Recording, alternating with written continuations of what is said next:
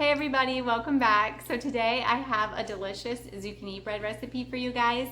And this bread recipe, it does not have any refined sugars in it. It does not have any flour in it. It does not have any oil in it. It is so good, and it is so good for you if you want like a quick slice of bread for breakfast, maybe to throw with some eggs. This is a great recipe. Or if you want like that afternoon cup of coffee with something just a little sweet, this is a recipe for you guys. So I am gonna go ahead and I'm gonna get started just grating up. I have a pretty large zucchini here. I am gonna need a cup of zucchini for this recipe, and I just have this box grater here. So I really like this box grater to shred the zucchini, because I like my zucchini just to be a little bit chunkier than like my food processor does for me.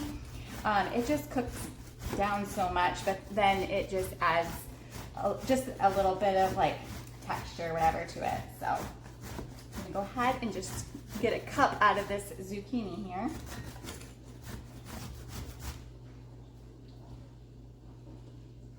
And I had to go, of course, and make a huge mess.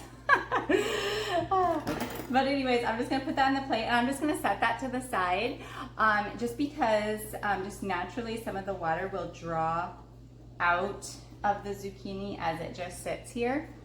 So I'm just gonna go ahead, I'm gonna set that to the side, and I'm gonna go ahead and I'm gonna start putting our dry ingredients together. So for this recipe, I am going to be using oatmeal.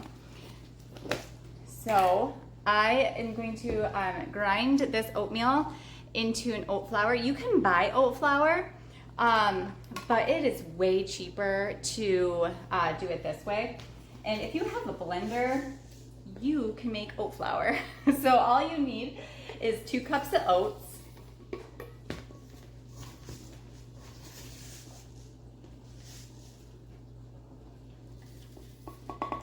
And then you just throw that into your blender, or if you want to buy oat flour, that's fine too. You just need 2 cups. But I'm gonna go ahead and I am gonna blend this up and make us some oat flour for this bread.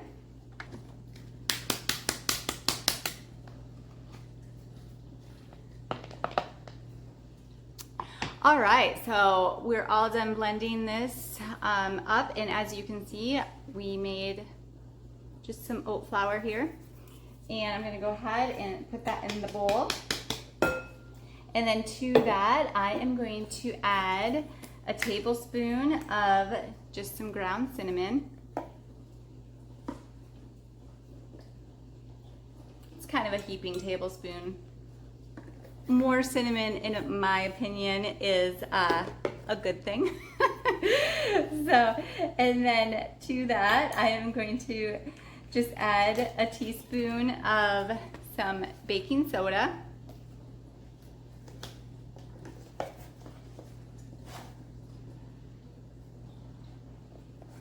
And then I'm going to add a 1/4 teaspoon of nutmeg. I love the flavor of nutmeg. You don't need a lot. It is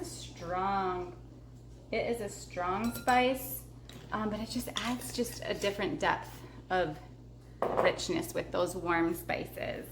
And then all I'm gonna do is just add a teaspoon of salt.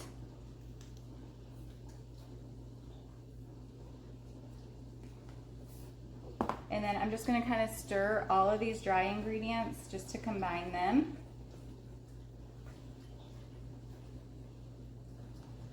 Oh, I can smell that nutmeg and the cinnamon together. Oh, it smells so good.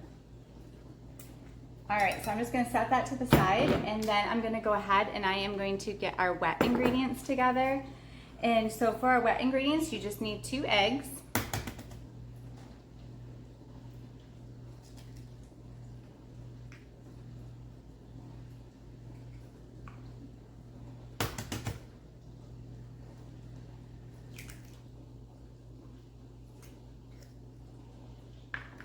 And then I am going to use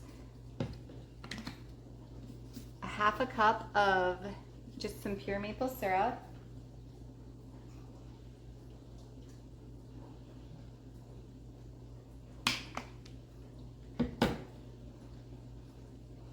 going to add 1 teaspoon of vanilla, which I got down, and these are all my like, here, I'll show you the mess of it.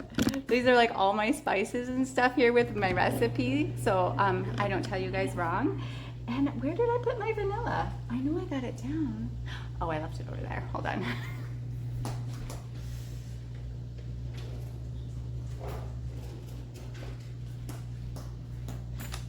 Anyways, you're gonna need a teaspoon of vanilla.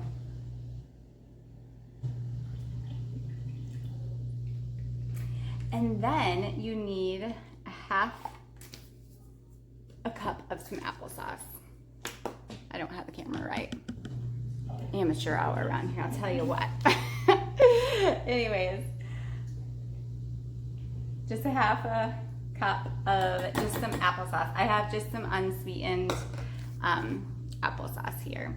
And then you just go ahead and you just mix these things all up together.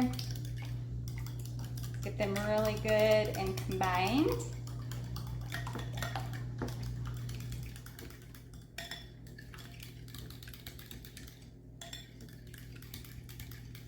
And then you just add your wet ingredients to the dry ingredients here.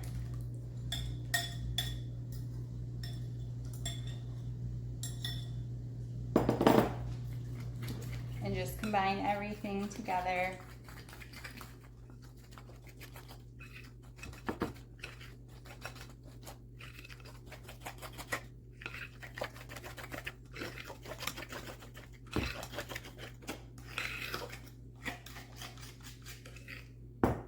And then it's just time to add our zucchini. So do you see how, like, do you see all that liquid that's already come out of the zucchini? So I don't really strain my zucchini. I mean, sometimes I do, like when I freeze it and process it and stuff, then I really strain it out. But when I use it fresh like this, all I do is I just grab mine. This is about a cup that I have shredded here. And I just kind of give it a good squeeze and just pull a little bit of that water out. And then I just add it to my mixture. And you can see like all the water that I was able to get out of there. And then I just mix that up. Just fold that in there.